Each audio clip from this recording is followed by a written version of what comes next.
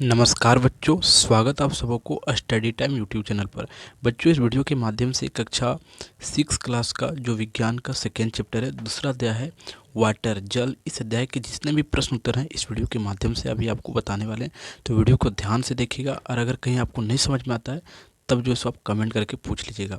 और वीडियो चालू करने से आपसे एक रिक्वेस्ट है कि सबसे पहले आप जो सो इस अध्याय का जो रीडिंग का एक्सप्लेन का वीडियो है उसे देखिए, ठीक है। तो वीडियो के डिस्क्रिप्शन में लिंक दिया हुआ है।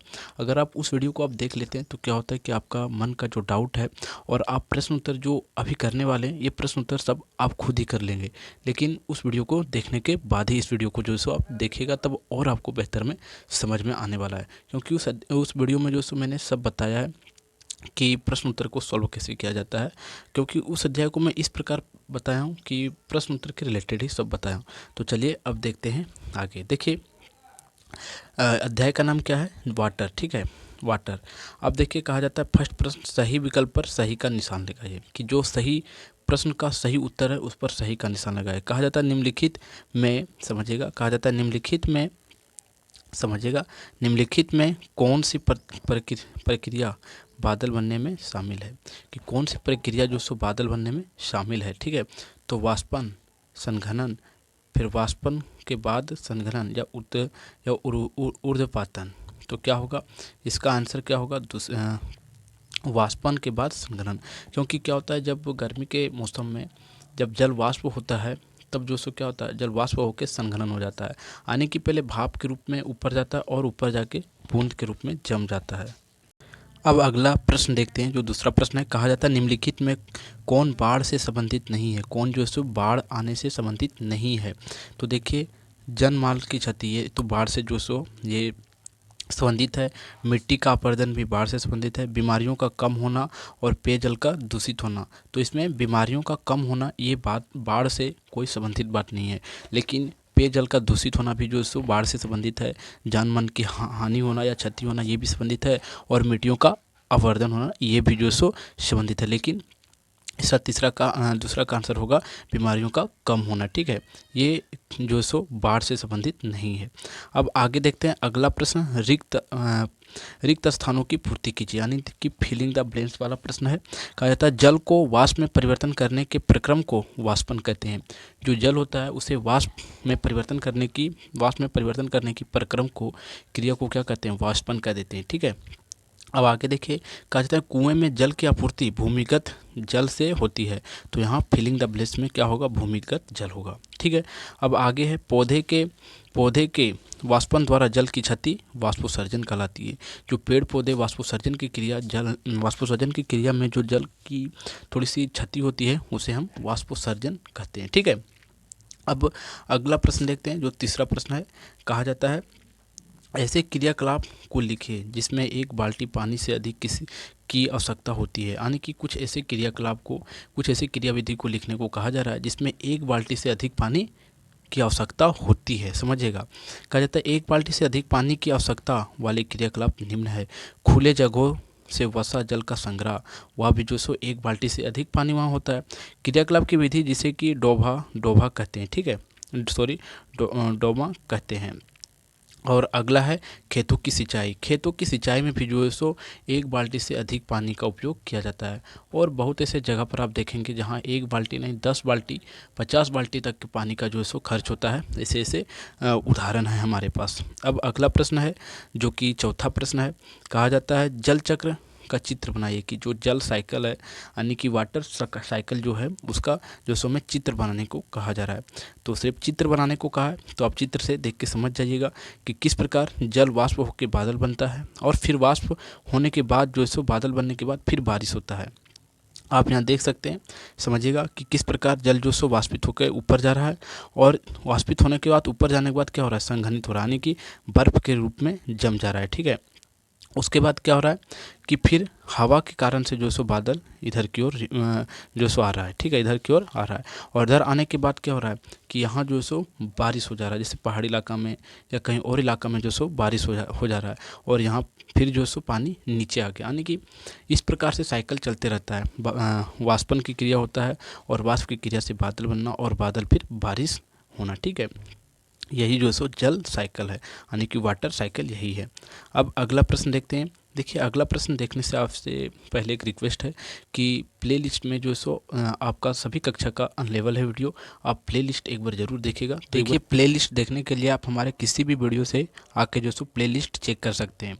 तो देखिए प्लेलिस्ट चेक करने के लिए हमारा चैनल का, आपको किसी भी प्रकार का वीडियो आया है हमारा चैनल का रिलेटेड, तो आप यहाँ जो है सो क्या कीजिए, उस पर क्लिक कीजिए। ठीक है, आप यहाँ क्लिक करेंगे तो आप देखेंगे हमारा चैनल पे जो है स्टडी टाइम ये जो है सो खुल गया है। ठीक है, आप देख सकते हैं यहाँ आपको स्टडी टाइम लिखाते हुए दिख रहा होगा। अब आगे क्या करते हैं, देखिए यहाँ आता है आपको वीडियो। देखिए वीडियो है, शॉर्ट्स है, होम पेज है और यहाँ पोस्ट है और यहाँ आपको एक दिख रहा होगा प्लेलिस्ट। तो आपको क्या करना है, सीधा सीधा प्लेलिस्ट पर आना है। ठीक है, देखिए प्लेलिस्ट पर आइएगा आप, और प्लेलिस्ट पर आके आप क्या कीजिएगा, देख सकते हैं आप क्लास 7 का साइंस का प्लेलिस्ट बना हुआ है पूरा अध्याय का, फिर उसका आंसर का, क्वेश्चन आंसर का बना हुआ है, फिर इसी प्रकार क्लास 8 का, फिर क्लास 8 का क्वेश्चन आंसर का विज्ञान का है, फिर आप देख सकते हैं क्लास 8 का हिंदी का है, और इस प्रकार क्लास 6 7 सबका जो सो प्लेलिस्ट यहाँ बना हुआ है। और आप किसी भी प्लेलिस्ट को ओपन कीजिएगा, देखिए इस प्लेलिस्ट को ओपन करते हैं तो इसमें जो सो आपको पूरा सीरियल बाय सीरियल सभी अध्याय के जो सो वीडियो आपको मिलते चले जाएंगे। तो इस प्रकार यहाँ से आप अगर देखते आके तो आपको भी सुविधा होगा और आपको कहीं और जाने का जो है सो ज़रूरत नहीं पड़ेगा और वीडियो में। ठीक है, तो आप देख सकते हैं ये क्लास 8 का साइंस का है। तो यहाँ से आप देख सकते हैं प्रश्न उत्तर का पूरा वीडियो जो है सो सीरीज बाय सीरीज यहाँ डला हुआ है प्लेलिस्ट में। तो आप प्लेलिस्ट को आकर एक बार ज़रूर देखिएगा, प्लेलिस्ट ज़रूर देखिए। अब देखिए आपने प्लेलिस्ट देख लिया, तब अगला प्रश्न देखते हैं। कहा जाता है सूखा क्या है। सूखा ग्रस्त क्षेत्र में रहने वाले लोगों को किस तरह की परेशानियों का सामना करना पड़ता है, कि जो सूखे में व्यक्ति लोग रहते हैं उन्हें जो सो किन किन परेशानियों का जो है सो सामना करना पड़ता है, और सूखा आखिर है तो है क्या है। देखिए कहा जाता है जब ज़्यादा दिन तक बारिश ना हो तो वायुमंडल गर्म हो जाता है, जिसके कारण नदी तालाब झरना आदि सूखने लगता है, और यही जो है सो इसे सूखा कह देते हैं। जब बारिश नहीं होता तो सूखा कह देते हैं उसे। ठीक है, अब देखते हैं कि इससे जो लोगों की परेशानियाँ होती है वो किस प्रकार होती है। सूखे से ग्रस्त क्षेत्रों में रहने वाले लोग कि उनकी दिनचर्या इत्यादि के लिए भी जल नहीं मिलता, यानी कि उनके जो दैनिक जीवन में उपयोग होने वाले जो जल होते हैं, नहाने के लिए, बाथरूम के लिए और कपड़ा धोने के लिए, ये सब जल भी उन्हें पूरी तरह से नहीं मिल पाता है। ठीक है, जहाँ सूखाग्रस्त क्षेत्र होता है, और इन परिस्थितियों में उन्हें खाद्यान्न और पशुओं के लिए चारा भी प्राप्त करना दुर्बल हो जाता है, और उन्हें जो खेती और पशुओं के लिए चारा भी उपलब्ध करना क्या हो जाता है, बहुत ही मुश्किल हो जाता है सूखाग्रस्त इलाकों में। अब अगला प्रश्न है, छठा प्रश्न। कहा जाता है चश्मे के लेंस को साफ करने के लिए लोग उस पर फूंक मारते हैं, इससे लेंस भीग जाते हैं, ऐसा क्यों होता है, समझाइए। देखिए लोग क्या करते हैं कि जब चश्मे के लेंस को जब साफ करना होता है तो उस पर फूंक मार देते हैं, तो उस पर क्या होता है, छोटे छोटे बूंद जम जाते हैं, किसके, हमारे मुंह के वास के। तो क्यों हो जाता है, समझिएगा। उत्तर में कहा जाता है चश्मों के लेंस को साफ करने के लिए लोग उस पर फूंक मारते हैं, इसलिए चश्मे के लेंस पर भाप की एक परत जम जाती है, जो वातावरण में आने से पहले जल की छोटी छोटी बूंद होती है, बूंदे में परिवर्तन हो जाती है। और जो हमारा मुंह का भाप होता है उसमें तो जल नहीं होता है, लेकिन उसमें छोटे छोटे बूंदों के रूप में जम जाती है, क्योंकि मुंह की भाप तापमान वायुमंडल तापमान से अधिक होता है, जिससे भाप का ताप परिवर्तन होता है और वह जल की छोटी छोटी बूंदे में परिवर्तन हो जाता है। यानी कि जो मुंह का भाप है वह वायुमंडल के ताप से क्या होता है, अधिक होता है, और वायुमंडल में जल वाष्प जो होते हैं, जो जल के छोटे छोटे वाष्प कण होते हैं, वह उस पर देने पर तुरंत क्या होता है, वह हीट हो जाता है और वह वाष्प बन के चश्मे के लेंस पर जम जाता है। ये प्रक्रिया होती है और बूंद के रूप में हमें वही देखने को मिलता है। ठीक है, तो आप जो सो इस बात को समझ चुके होंगे कि जो चश्मे पर जो सो बूंद कैसे जम जाते हैं भाप मारने पर। ठीक है, अब आगे है बादल कैसे बनता है, ये समझाइए। सातवां प्रश्न है।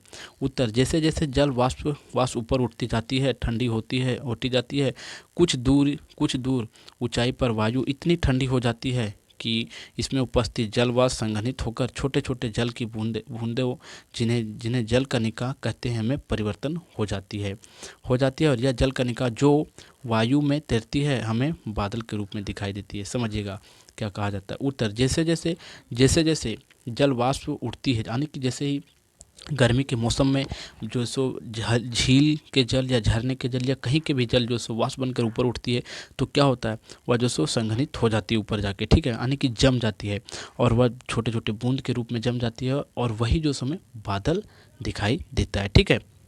और वही जो सो बादल बनकर फिर बारिश होता है। आप समझ गए होंगे कि बादल कैसे बनता है।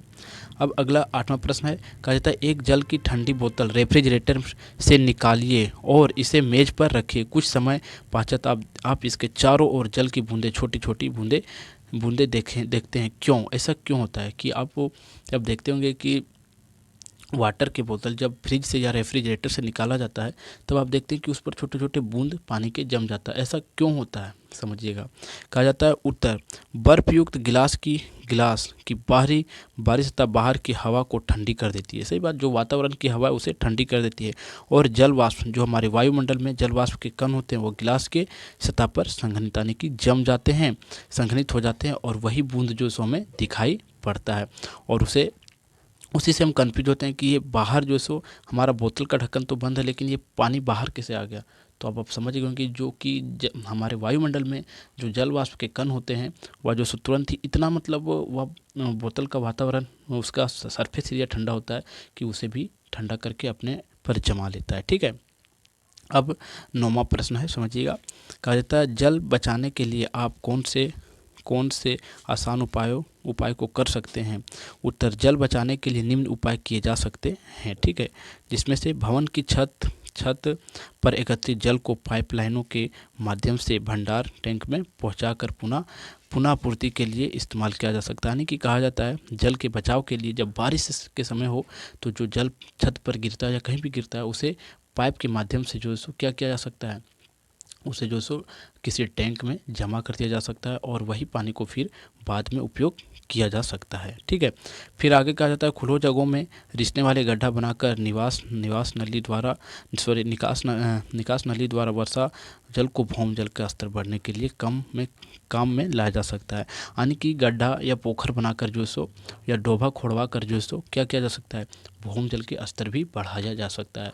जो जल बह के निकल जाए, इससे अच्छा है कि पानी उसे कहीं वर्षा का पानी जो सो जम जाए और वह भौम जल को ऊपर वहाँ बढ़ा दे। और जब भौम जल ऊपर बढ़ जाएगा तो अपने आप जो सो सूखा जो सो नहीं पड़ेगा, ठीक है। अब कहा जाता है पानी पीना सबके लिए आवश्यक है या हमें क्या लाभ पहुंचाता है। पानी जो सो हमें क्या लाभ पहुंचाता है और सबके लिए पीना अति आवश्यक है, आप समझाइए, ठीक है। कहा जाता है उत्तर, मनुष्य के भार का 65% भाग जल से है, ठीक है।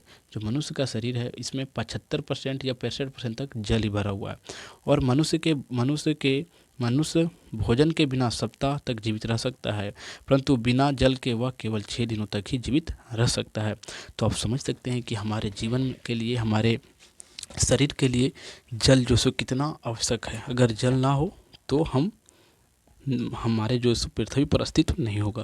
यानी कि जल ही जीवन है। यही जो वर्ड आप देखते हैं कहीं लिखा हुआ, ये बिल्कुल बात सही होता है कि जल ही जीवन है। तो आप जल का जो उपयोग अच्छा से कीजिएगा और अच्छा से करने के साथ साथ जल का उपयोग जो सो आप दुरुपयोग कहीं नहीं कीजिएगा, ठीक है। तो इस प्रकार यह अध्याय के प्रश्न उत्तर जो है सो समाप्त होता है। और अगर आपको वीडियो अच्छा लगा हो तो आप वीडियो को लाइक करके जाइएगा और हमारे चैनल पर नए आप तो चैनल को सब्सक्राइब कर दीजिएगा। तो ठीक है, फिर आपको मिलते हैं एक नए वीडियो में, तब तक के लिए जय हिंद।